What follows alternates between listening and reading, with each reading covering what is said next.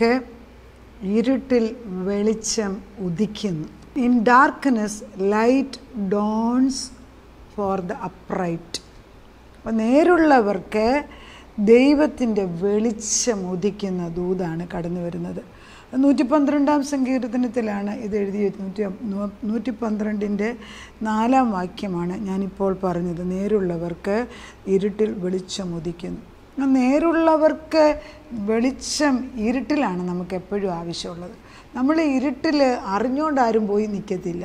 പക്ഷെ നമ്മൾ പോകുന്ന വഴിക്ക് അറിയാതെ ഇരുട്ട് കയറി വരുന്നുണ്ട്. അതിൽ നിന്ന് നമ്മളെയും നമ്മുടെ തലമുറകളെയും രക്ഷിക്കാൻ എന്തെല്ലാം നമ്മൾ പഠിച്ച വിദ്യകൾ പഠിച്ചാലും ചിലപ്പോൾ സാധിക്കത്തില്ല. ഭുജബലം കൊണ്ട് ചെയ്തെടുക്കാമെന്ന് വിചാരിക്കുന്ന പല കാര്യങ്ങളും ഒരു സമയമാകുമ്പോൾ ദൈവം പറയും അതുകൊണ്ടൊന്നും നടക്കത്തില്ല. അതുകൊണ്ടാണ് ഈ ജോഷുവ യുദ്ധം ചെയ്യാൻ പോയപ്പോൾ ജോഷുവയോട് ദൈവം പറയുന്നത്, നീ എത്ര പേരും കൊണ്ടാണ് പോകുന്നത്? ഏകദേശം 30,000 പേര്. എനിക്ക് അത്രയും പേരെ ആവശ്യമില്ലെന്ന്. അങ്ങനെ ജോഷുവ ദൈവത്തിൻ്റെ വാക്കനുസരിച്ച് ലാസ്റ്റിൽ വെറും 300 പേരെ കൊണ്ട്, അത് പട്ടി വെള്ളം കുടിക്കുന്നത് പോലെ കുടിക്കുന്നവരെ മാത്രം കൊണ്ടാണ് പോയി ജോഷുവ യുദ്ധം ജയിച്ചത്. അപ്പോൾ അവരുടെ കയ്യിൽ ആകെക്കൂടെ ഉണ്ടായിരുന്നത് പന്തമുണ്ടായിരുന്നു, ഒരു മൺകുടമുണ്ടായിരുന്നു, തീയുമുണ്ടായിരുന്നു. ഇത് മാത്രം കൊണ്ട് അവർ പോയത്. മൺകുടം ഉടച്ചു, തീ കൊണ്ട് പന്തം കത്തിച്ചു കഴിഞ്ഞപ്പോൾ ദൈവത്തിൻ്റെ ശക്തി ഇരുട്ടിൽ വലിയ പ്രകാശമായിട്ട് യുദ്ധം ചെയ്ത് ജയമെടുക്കുന്നതായിട്ട് നമുക്ക് കാണാം. നമ്മൾ കാണുന്ന വിധത്തിലല്ല ദൈവം ജയമെടുക്കുന്നത്. പലപ്പോഴും നമ്മുടെ ബുദ്ധിക്ക് അതീതമായിട്ട് നമ്മളിങ്ങനെ ചിന്തിച്ച് കൂട്ടിവെക്കും.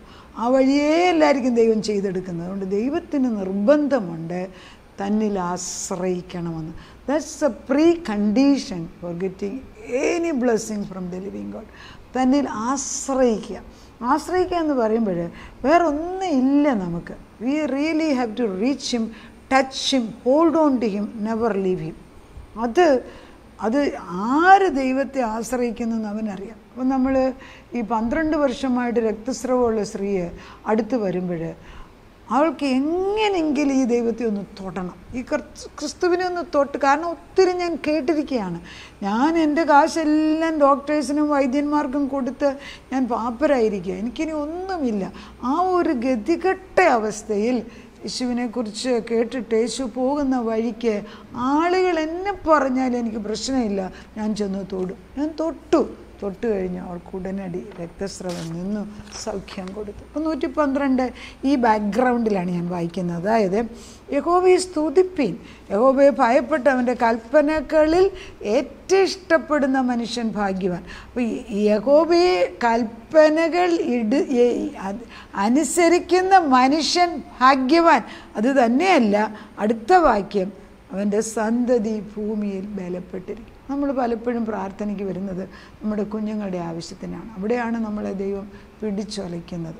നമുക്കെല്ലാം തികഞ്ഞെന്ന് പിടിക്കുമ്പം അപ്പുറത്തൊരു പിടിക്കും. അപ്പം നിൻ്റെ സന്തതി ഭൂമിയിൽ ബലപ്പെട്ടിരിക്കും.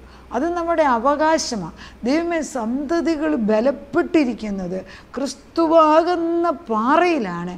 ഇന്ന് വരെയും ഭവനം പണിത് വെച്ചത് എങ്കിൽ അവരാ വീട്ടിനകത്ത് വരണം. ആ പാറമേലവർ വീട്. നമ്മൾ ആത്മാവിൽ കാണുന്നുണ്ട് പല മക്കളും 1-ാം നില വരെ നല്ല വലിയ ആഗ്രഹത്തോടും ഡ്രീംസോടും ആണല്ലോ, സ്വപ്നം കണ്ടുകൊണ്ടാണല്ലോ നമ്മൾ വിവാഹ ജീവിതത്തിലോട്ട് കയറുന്നത്.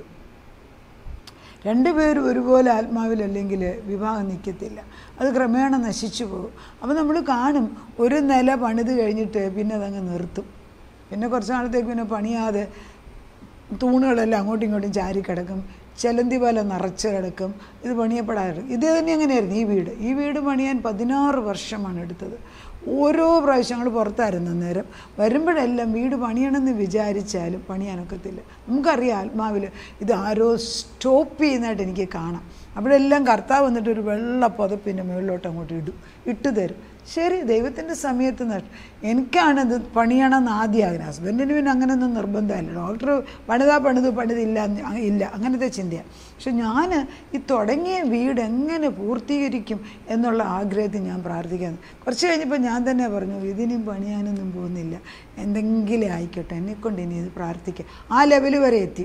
പക്ഷെ ദൈവത്തിൻ്റെ വാഗ്ദത്തം, ഒരു പ്രവൃത്തി ദൈവത്തിലാണ് നമ്മൾ തുടങ്ങിയെങ്കിൽ അവനത് പൂർത്തീകരിക്കാൻ വിശ്വസ്തൻ. He who began a good work in us is faithful to complete it. അതറിയണം, അതെനിക്കറിയുണ്ട്. അതാണ് ദൈവം പറയുന്നത്, അവൻ്റെ സന്തതി ഭൂമിയിൽ ബലപ്പെട്ടിരിക്കും. വചനത്തിൽ നമ്മൾ മുറുകെ പിടിക്കുകയാണ്. നമുക്ക് തന്ന സന്തതികൾ ദൈവത്തിൽ ബലപ്പെട്ടിരിക്കും. ഒത്തിരി അറിഞ്ഞിട്ട് കാര്യമില്ല, കണ്ണടച്ച് ഇതിലങ്ങോട്ട് വിശ്വസിക്കുക. ദൈവത്തിൻ്റെ വാഗ്ദത്തത്തിൽ ഞാൻ മുറുകെ പിടിക്കുന്നു. അവൻ്റെ നീതി, കർത്താവിൻ്റെ നീതി എന്ന് പറഞ്ഞാൽ ദൈവത്തിൻ്റെ ഇംഗ്ലീഷിൽ റൈച്വസ്നെസ് എന്നാണ് നീതിക്ക് പറയുന്നത്. Righteousness means right standing with the Lord. അതായത് ദൈവത്തിൻ്റെ വലതുഭാഗത്ത് നമ്മൾ പോയി നിൽക്കുക എന്നതിൻ്റെ അർത്ഥം. ആണോ? അല്ല, പലപ്പോഴും നമ്മളല്ല. പക്ഷെ ദൈവം നമ്മുടെ വലതുഭാഗത്തുണ്ട്. അതുകൊണ്ട് ശത്രു നോക്കുമ്പം ഏത് നിസ്സഹായ അവസ്ഥയിലും ദൈവം വലിയവനായിട്ട് അടുത്ത് നിൽക്കുന്ന അവൻ കാണും. നമുക്ക് കാണുന്നില്ല, പക്ഷേ ശത്രു. അതുകൊണ്ടാണ് നമ്മൾ ഇന്നും ഭൂമിയിൽ നിൽക്കുന്നത്. എൻ്റെ തല ഉയർത്തി നിൽക്കാൻ ദൈവമാണ് അനുവദിക്കുന്നത്. കർത്താവ് പറയുന്നു, ഐശ്വര്യവും സമ്പത്തും, എന്നിട്ട് പറയാണ് നേരുള്ളവരുടെ തലമുറ. നമ്മൾ തലമുറകളുടെ ദൈവം എന്നാണ് വിളിക്കുന്നത്. നേരുള്ളവരുടെ തലമുറ അനുഗ്രഹിക്കപ്പെടും. ഒത്തിരി ഇതിൻ്റെ ബാക്ക്ഗ്രൗണ്ടിലോട്ടും ഇതിൻ്റെ ഹിസ്റ്ററി ഒന്നും അറിഞ്ഞിട്ട് ആവശ്യമില്ല. ഇത് ദൈവം എനിക്ക് തന്ന വാഗ്ദത്തമാണ്, ഇത് ഞാൻ മുറുകെ പിടിക്കുകയാണ്. അതായത് ഈ സമയത്ത് ഈ പ്രാർത്ഥനയാണ് ആത്മാവിൽ ചെല്ലേണ്ടത്. അതിൻ്റെ വരും വരാഴിയെക്കുറിച്ച് ചിന്തിച്ചിട്ട് ആവശ്യമില്ല. കർത്താവ് പറഞ്ഞാണോ അത് ഞാൻ വിശ്വസിക്കുന്നു. ചില പേരിൽ ചില ഡോക്ടേഴ്സ് നമ്മൾ കാണാൻ പോകുമ്പോൾ അവർക്ക് നല്ല വിശ്വാസമുള്ള ഡോക്ടേഴ്സാണ്. അവരേത് മരുന്ന് കൊടുത്തോ അവരത് കഴിച്ചിരിക്കും. പോയിസൺ ആണെങ്കിലും അവരത് കഴിക്കും. അപ്പം നമ്മൾ ആ വ്യക്തിയിലുള്ള വിശ്വാസം കൊണ്ടാണ് ആ മെഡിസിൻ കഴിച്ചത്. അറിയാം, മെഡിസിൻ്റെ ഗുണമല്ല, പലപ്പോഴും ആ വ്യക്തി പറയുന്നത് കറക്റ്റാണ്. അങ്ങനെയെങ്കിൽ വാക്ക് പറഞ്ഞ ദൈവമാണ് എൻ്റെ മുമ്പിൽ നിൽക്കുന്നതെങ്കിൽ അവൻ പറയുകയാണ്, ഞാൻ തലമുറകളുടെ ദൈവമാണ്, എൻ്റെ തലമുറയെ ഞാൻ അനുഗ്രഹിക്കും, ഐശ്വര്യവും സമ്പത്തും നിൻ്റെ വീട്ടിലുണ്ടാകും. അവൻ്റെ നീതി എന്ന്, ദൈവത്തിൻ്റെ നീതി, റൈച്വസ്നെസ്. ഒരിക്കൽ ഞാൻ ദൈവത്തിൻ്റെ വലതുഭാഗത്ത്, അവൻ എൻ്റെ ഭാഗത്ത് നിൽക്കുന്നതിനാൽ ദൈവം പറയുന്നു, ഇരുട്ടുള്ളിടത്ത് ഇരുട്ട്. അതാ, ഇരുട്ടുള്ളിടത്തല്ലേ വെളിച്ചം ആവശ്യമുള്ളൂ. ഇരുട്ടുള്ളിടത്ത് വെളിച്ചം ഉദിപ്പിക്കും. അവിടെ ഇതുവരെ ഒരു കാരണവശാലും വെളിച്ചം വരത്തില്ല, പക്ഷെ ഉദിപ്പിക്കുന്ന നീതി സൂര്യൻ അവിടെ പ്രത്യക്ഷപ്പെടുന്ന ഈ സമയത്ത് കാണുന്നുണ്ടോ? ദൈവത്തിൻ്റെ പ്രകാശം. ആ നീതി സൂര്യൻ്റെ മുമ്പിൽ ഭൂമിയിൽ സൃഷ്ടിച്ചു വച്ചിരിക്കുന്ന ആകാശമണ്ഡലത്തിലൊന്നും സൂര്യനൊന്നും ഒന്നുമില്ല. അവൻ നീതി സൂര്യൻ, അവൻ ഉദിപ്പിക്കും. അവൻ കൃപയും കരുണയും നീതിയുള്ളവനാണ്. ഓരോ വേർഡിനും അർത്ഥമാണ്. ഇത് എനിക്ക് ദൈവം തരുന്നതാണ്, നിങ്ങളിത് പ്രാപിച്ചെടുക്കുകയാണ്. അവൻ കൃപയും കരുണയും. കൃപ എന്ന് പറയുന്നത് നമ്മൾ പറയും, കൃപ മീൻസ് ദൈവത്തിൻ്റെ ഗ്രേസാണ്. പക്ഷേ കരുണ മീൻസ് മേഴ്സിയാണ്. അർഹിക്കുന്നതായ ശിക്ഷ എനിക്ക് കിട്ടുന്നില്ല. കാരണം എനിക്ക് പകരം വേറൊരാളെ ഏറ്റെടുത്തു. അതാരും ചെയ്യൂല, ഒരു മനുഷ്യർ ചെയ്യൂല, ദൈവമല്ലാതെ. യേശു മാത്രമേ അത് ചെയ്യത്തുള്ളൂ. അത് നമ്മുടെ ഹൃദയത്തിൽ, അത് നമ്മുടെ മക്കൾ കൊച്ചുമക്കൾ അത് ഉറപ്പിക്കണം. കൃപ തോന്നി. ഞാൻ അമേരിക്കയിൽ ചെന്നപ്പോൾ ഞാൻ ഓർക്കുന്നുണ്ട്, എൻ്റെ മോള്, അവൾക്ക് 10 വയസ്സായിട്ടുള്ളൂ. 10 വയസ്സുള്ളെങ്കിലും, ആൻഡ് ഷി ആസ്ക്ഡ് മീ, മമ്മിച്ചി, ഷി കോൾസ് മീ അമ്മച്ചി, do you know the difference between grace and mercy? ഞാനൊന്നും പറയാൻ പോയില്ല. അവൾ എൻ്റെ നോട്ട് ബുക്കിനകത്ത് വ്യക്തമായിട്ട് what is grace and what is mercy എന്ന് എഴുതി വെച്ചു പോയി. ഞാനത് വായിച്ചപ്പോൾ ഞാൻ മനസ്സിലാക്കി, എന്തൊരു ശക്തമായ വെളിപ്പാടാണ്. അതായത് കൃപ means we don't deserve it, but God is just great. But karuna, otherwise mercy means I am condemned for death.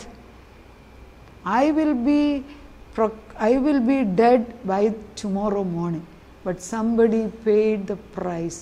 He took the punishment for me and I am set free. That's called karuna.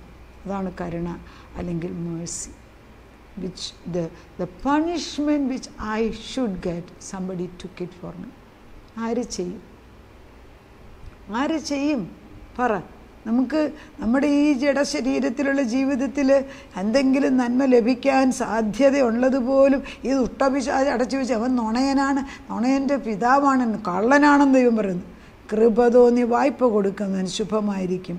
വ്യവഹാരത്തിൽ നമുക്ക് പ്രശ്നങ്ങളുണ്ട്, പക്ഷെ ആര് കാര്യം ചെയ്തതിനും ഇത് തന്നെയാണ് സങ്കീർത്തനം 9:4 പറയുന്നുണ്ട്, നമ്മുടെ വ്യവഹാരത്തിൽ അവൻ കാര്യം ചെയ്തു തരും, അവൻ ഒരു നാളും കുലുങ്ങിപ്പോകത്തില്ല, നീതിമാൻ എന്നേക്ക് ഓർമ്മയിലിരിക്കും.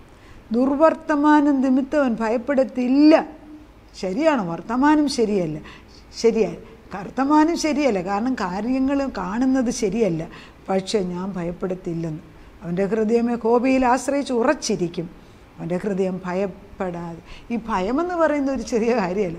ഭയം വന്നിട്ടാണ് പലർക്കും അസുഖം വരുന്നത്, ഭയം വരുന്നിട്ടാണ് ഹാർട്ട് അറ്റാക്ക് വരുന്നത്, ഭയം വന്നിട്ടാണ് ബുദ്ധി ഭ്രമിച്ചു പോകുന്നത്. അപ്പോൾ ഇതൊക്കെ വരാൻ നമുക്ക് സാധ്യതയുണ്ട്. പക്ഷെ ദൈവം പറയുന്നു, നീ ഭയപ്പെടണ്ട, നീ സ്ഥിരമായിരിക്കേ. അവൻ നിൻ്റെ ശത്രുക്കളെ നിൻ്റെ മുമ്പിൽ വെച്ച് ഞാൻ ഇല്ലാതാക്കും. അത് ദൈവം. ശത്രുക്കളുടെ മുമ്പിൽ മേശയൊരുക്കുന്നവൻ ഒരുവൻ, അവരുടെ നടുക്ക് ഭക്ഷണം വെച്ചിട്ട് നമ്മളെ കഴിപ്പിക്കുന്ന ദൈവം. അവൻ്റെ വിശ്വസ്തത.